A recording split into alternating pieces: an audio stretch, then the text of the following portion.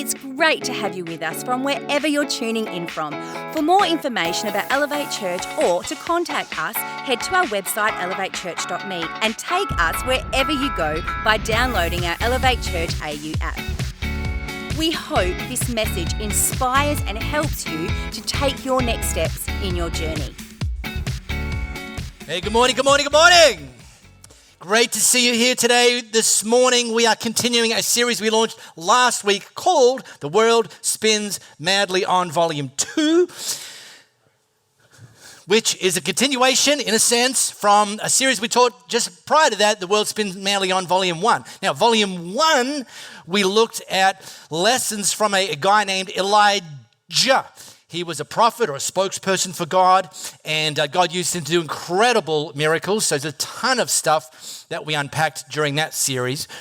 Towards the end of Elijah's life, God told him to go and find a successor. And in fact, God actually handpicked the successor just to keep it interesting, a guy named Elisha. You think you couldn't just found someone named John? Anyway, so now we're dealing with Elijah going to find his successor Elisha and indicate that he's going to essentially pass the baton on to Elisha. And to Elisha's credit, he obeyed immediately, even though he didn't know all of the details. Now, you can go to our podcast, catch up last week, find out what that's all about. Big idea was you don't have to understand fully to obey immediately. So there's that. All right, today we're going to pick things up where Elijah has now left the building and Elisha has firmly taken up that baton and he started to run with it. Miracles have started to happen in Elisha's life. I don't have time to go into all of them. I need to skip over where God parted the waters of the river twice, which he'd done previously in history, but, just to prove it wasn't a trick, it wasn't a fluke. He did it again twice. No time to talk about that.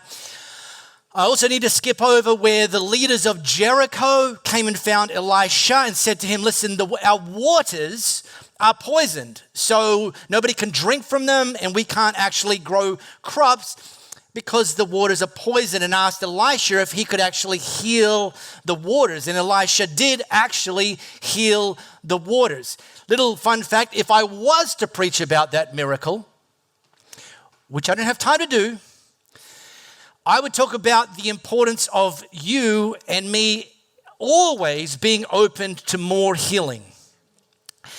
And often healing is talked about in the context of you.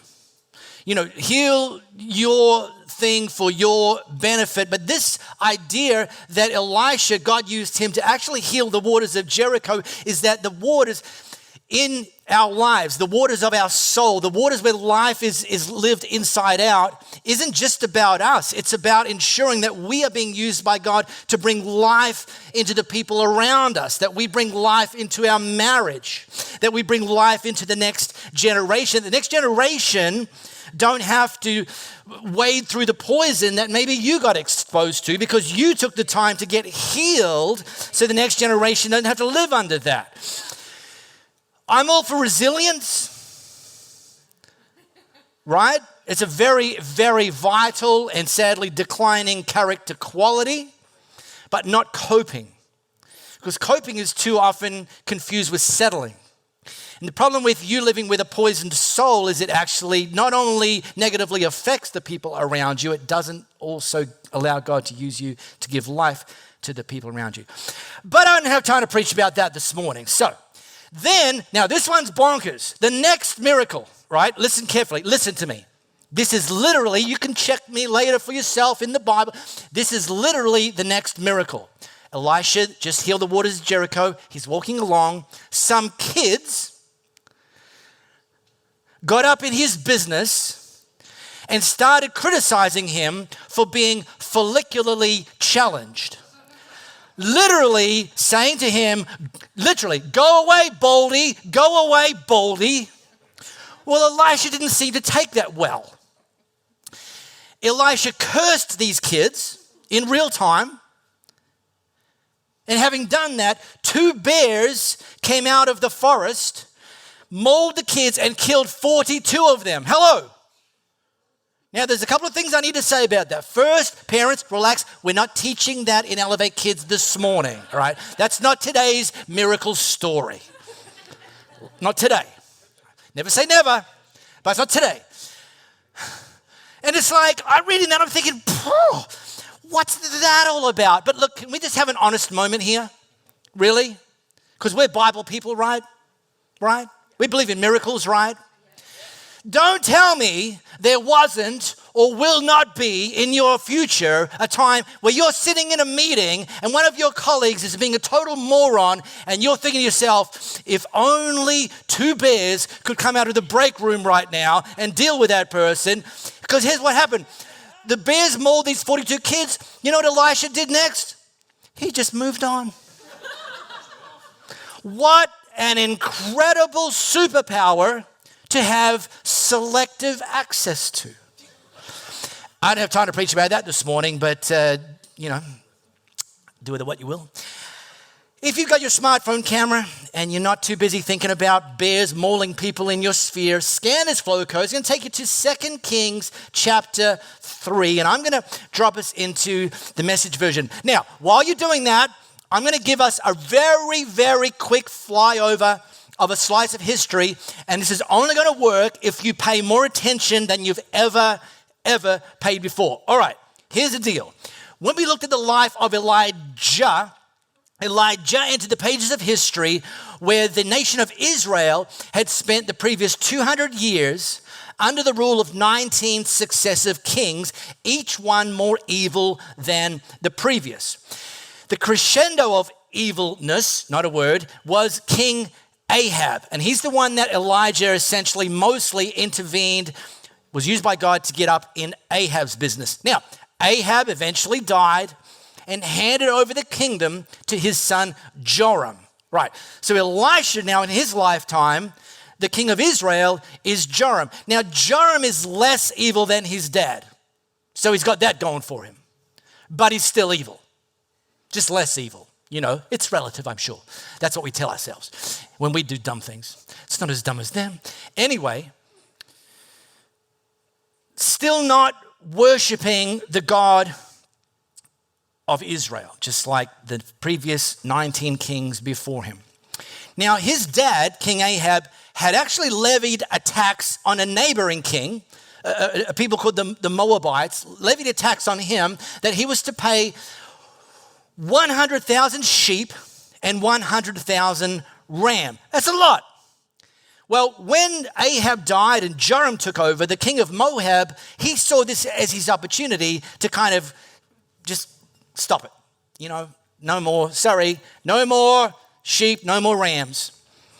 And Joram's like, no, it doesn't really work for me. I want to keep this going. You're going to still keep paying up. And so that sparked a war, right? Joram, in order to make this a convincing victory over Moab, he enlisted the kings and the troops of 2 other neighboring nations. Nation of Judah, led by King Jehoshaphat, and the nation of Edom, not the cheese. The 3 of those nations joined together and formed an alliance and marched towards Moab with pretty much the idea that this is just going to be a quick, convincing victory. Moab's going to be destroyed, and we're going to take the sheep and the rams anyway. Well, after 7 days of marching through the desert, things were taking longer than they had expected. These allied armies ran out of water for the troops and for the animals that they had as a part of their convoy. Desert, no water, no bueno. Literally, they'd underestimated things. Literally, things were now not going as expected, and they needed a miracle. And this is something that happened in history, but this happens to us today, where we set out on a journey, sometimes fully obeying God, fully saying yes to Jesus, you lead, I'll follow, and yet things don't go as we expected. We thought they would take less time than they did, or our doing. We thought there'd be less obstacles that we had to deal with. We thought there'd be less challenges that we'd have to overcome. And we get to the place where we need a miracle. You know, the relationship with your child is going so well until one day it's not. And you're like, I don't know what's causing this, and I don't think I know what to do here. Maybe financial health going just fine, and then you get the report and you're like, I did not see that coming, and I don't know what to do next. And the only option for you is a miracle. And here's the rookie mistake. When things don't go as expected, we might have this narrative playing in our head. If only I had this, well, then I could do something. Like my back's against the wall. I feel paralyzed. I feel helpless. But if I had this, then I could do something. But because I don't have that, then I'm not sure I can do anything. Well, you know, if only I had a better job, then I could do something. Well, here's the reality. Maybe. I mean, that may be true.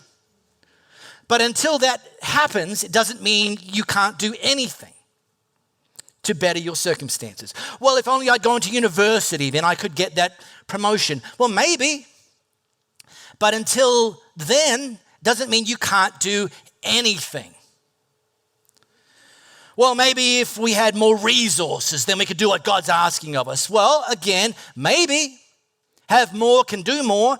But in the meantime, it doesn't mean you can't do anything.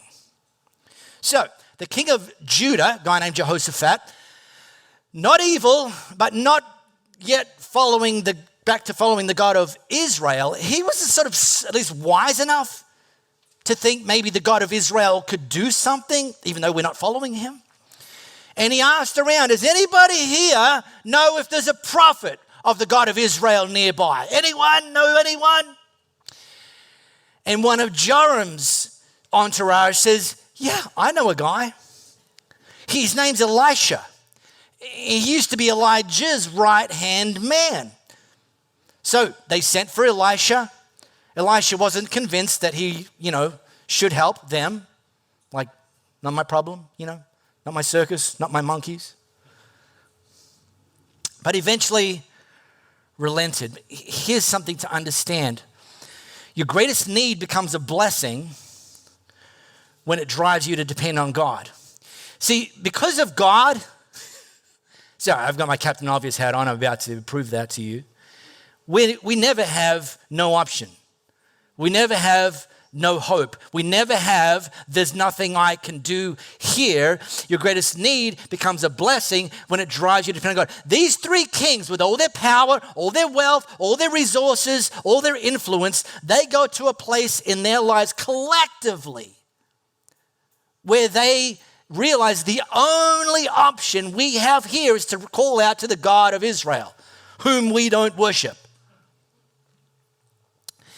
So Elisha listened to God. That's what prophets do. Then spoke the instructions that he felt God give him.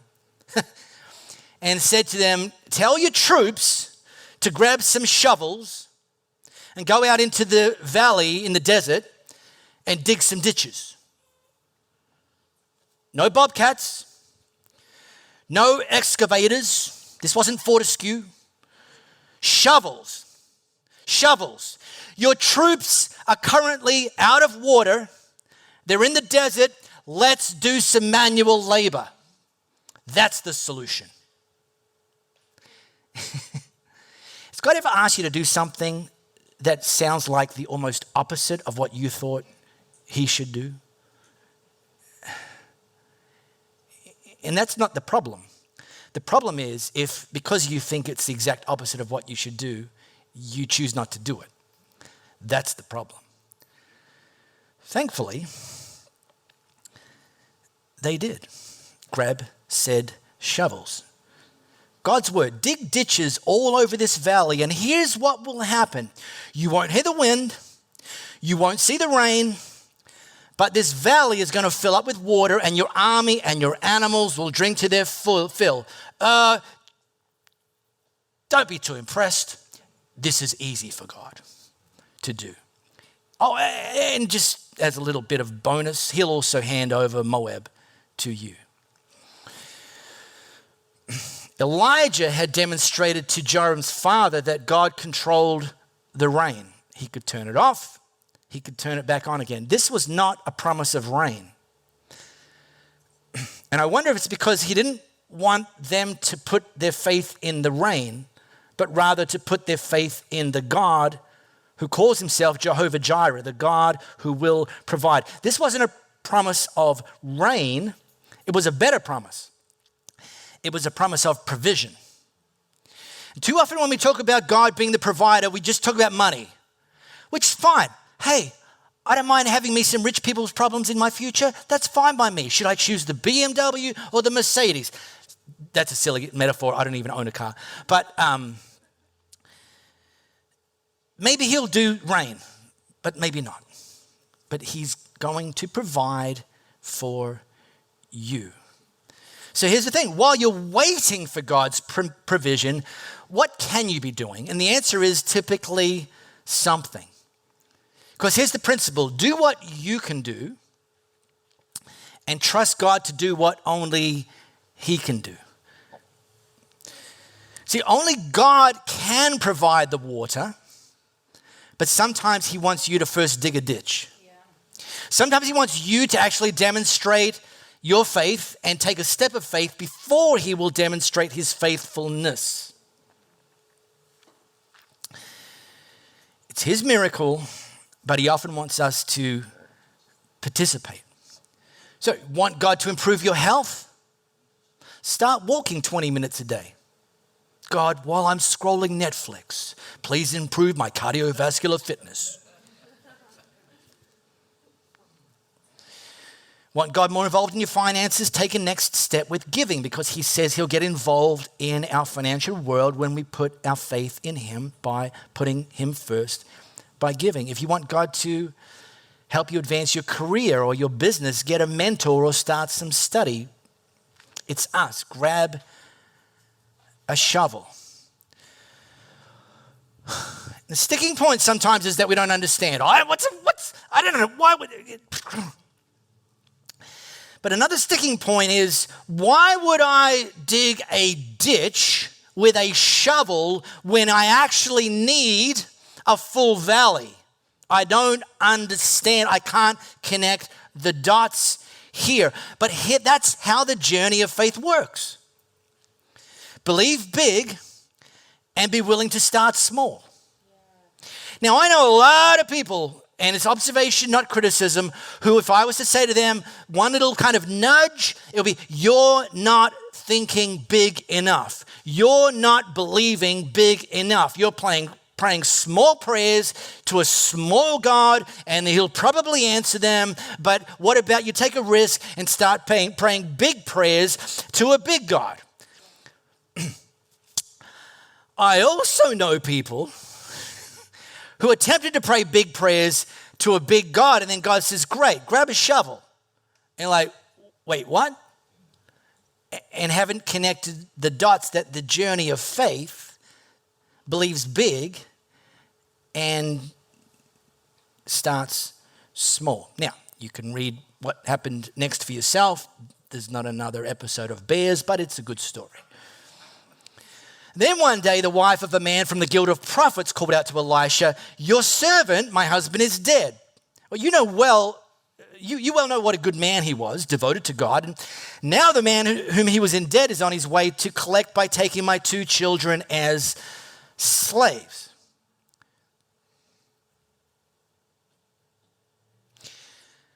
We don't know who the man, the husband was. We don't know who the wife is. There's some theories, and they may or may not be true. It's not really the point that I'm wanting to double click on this morning. The point I want to double click on is, here is a woman who literally had her back against the wall. You owe some money, you might get your car repossessed. You owe a lot of money, you might get your house repossessed. In these days, you owe a lot of money, you're going to get your kids repossessed. And you don't have any say in it. It was literally the law of the day. So this lady wasn't in a, what the cool kids call when they text, an NBD situation. She was in a VBD situation. All right, I can translate. No big deal. No, this was a very big deal. Her kids' lives were on the line for her. Humanly speaking, no options, no hope. And again, this isn't going to be our thing. But have you ever lived under a cloud of anxiety and depression where it's been so thick and so constant and been following you around for so long that you've actually felt you now have no options and therefore no help? You can't see a way out of it. Maybe you're struggling with your marriage. You've tried to be a better spouse, and maybe you've done the counseling thing, and it just doesn't seem to be moving the needle, and it's like you're kind of losing hope. Well, Elisha said, I wonder how I can be of help. Notice he didn't say, sweetheart, thoughts and prayers. And then moved on. Clicked like on her desperation-filled social media post. It's called slacktivism. Well, I liked it on social media. I mean, that probably helped her. He opened up his life in that moment and he's asking God the question. I wonder how I can be of help. I wonder how I can be used by God in this situation. And by the way, he didn't say, tell me what you need, because he already knew that. He asked this bonkers question. Tell me, what do you have in your house? She's just told him, basically, can't pay the debts, kids are about to be repossessed. And she replies, nothing. Have you ever noticed when you're feeling desperate, you can easily start to lose perspective? You start to focus on what you don't have rather than what you do have. Your focus on what you need completely obscures anything that you may have access to that could help you move things forward. But here's the big idea we're about to learn. Stop obsessing over what you don't have and start working with what you've got. So I'm a visual person. Many of you are too. I'm reading this slice of history, and Elisha says, tell me what you have. And she says, nah, nothing. And I'm thinking to myself, I'm picturing what was going on here. And I'm wondering if he fires back the look that you give to your kids when they come home from school and you ask them, so, did your teacher give you any homework to do tonight? And Junior says, no, nothing. And you're like,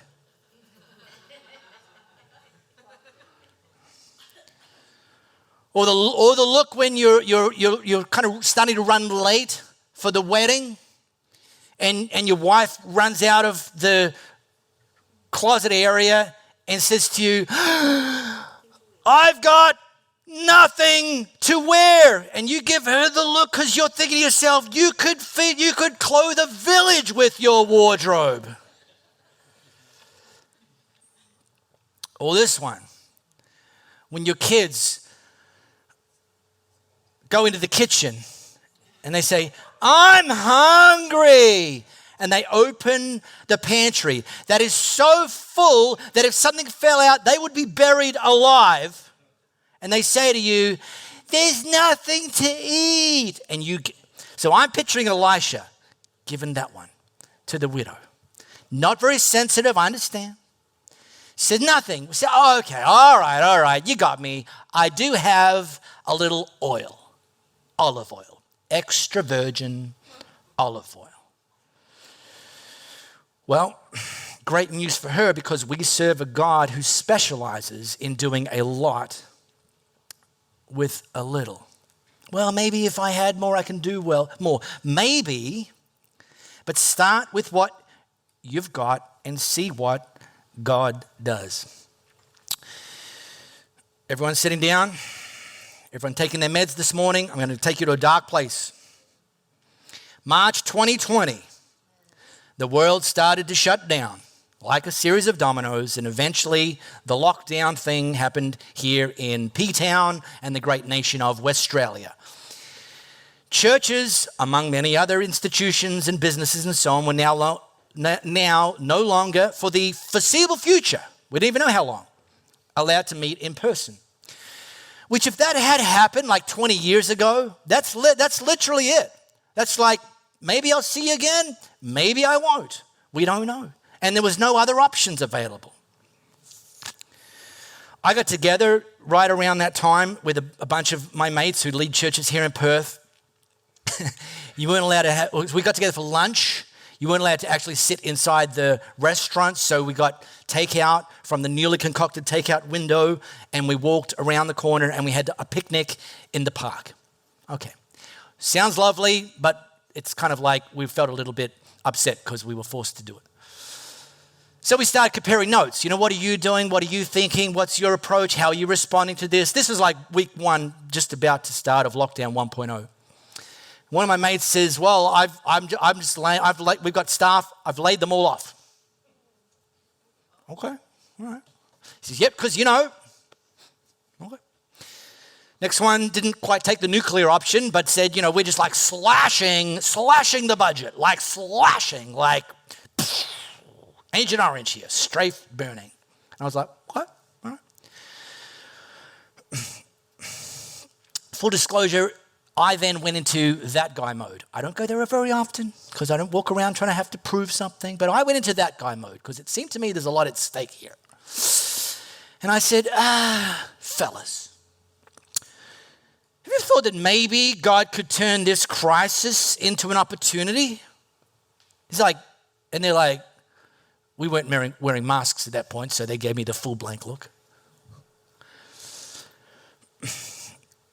Because here's what we did, and this doesn't make us better than anyone else. And by the way, a lot of churches did exactly what we did, and that's to say that we started asking ourselves the question here, March 2020, not what we can't do, not what we don't have, not what's been taken from us. What do we have? And by the way, here's what we have. I'm going to tell you what we had, and it's not very impressive. We had access to one camera. Thank you, Jared. We all had smartphones, which apparently have cameras built in as well. Our music team kind of quickly figured out that how they could record music in their living room or other self-confined environments and kind of stitch them all together. Our media team, 2 of our media team had experience in editing, and 3 of our other media team members were willing to take a crash course. And within 3 days, we launched our very first online experience from literally a standing start, and we published at 10 a.m. the very first Sunday that we weren't allowed to meet here. That was 167 weeks ago. 167 weekly online experiences ago.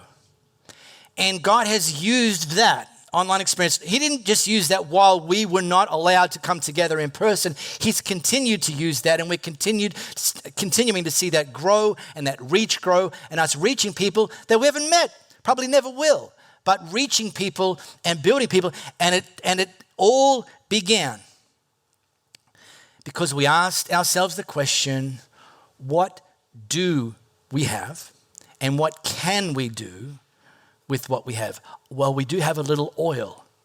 It doesn't seem like much, but okay, let's start with that because we follow a God who specializes in doing a lot with a little. Now that woman, by the way, here's what you do, says Elijah. Go up and down the street and borrow jugs and bowls from all your neighbors, and not just a few, all you can get. And then come home and lock the door behind you, and your sons pour oil into each container. When each is full, set it aside. Now, we can read over this, and some of you church veterans, you know how this story ends. I get it. But understand that in this moment, this was a hinge moment for this widow. She had the choice to either pour out the oil in faith or store up the oil in fear. But God can only multiply what we pour out. So she did what Elisha said. She locked the door behind her and her sons, and as they brought the containers to her, she filled them.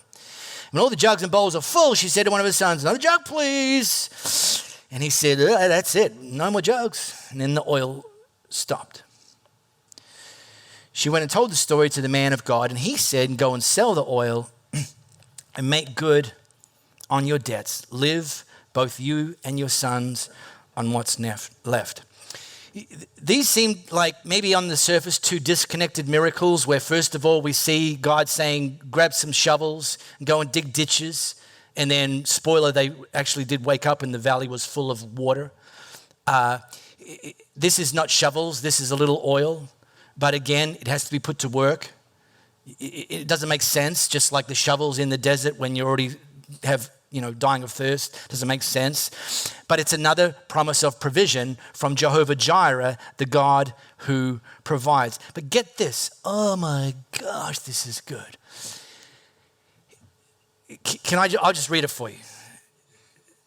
Go sell the oil and make good on your debts. She owed so much that legally the guy was going to come and take her 2 sons as slaves. I don't know what the dollar amount of that is, but it's not $5, I'm sure. So that's pretty good, right? Yeah, but you didn't read to the end of the sentence. Live, both you and your son. Live from this day forward, both you and your sons, on what's left. When the army soldiers dug ditches with shovels, God didn't just fill the ditches, he filled the valley. He declares that he is the God who is more than enough. Not just enough, not nearly enough, not almost enough, not better than what I had. I just had a little oil, now I've got a little bit more oil. Go sell the oil, make good on your debts, and live, both you and your sons, on what's left. The God who is more than enough provided more than enough. He didn't just get her back from being against the wall. He actually set her up for her future and for her son's future. We can pray big prayers to a big God, but we need to often start with what we have, even if it's small, and believe that God specializes in multiplying what we pour out in faith and not store up in fear. We really hope you got a lot out of this message.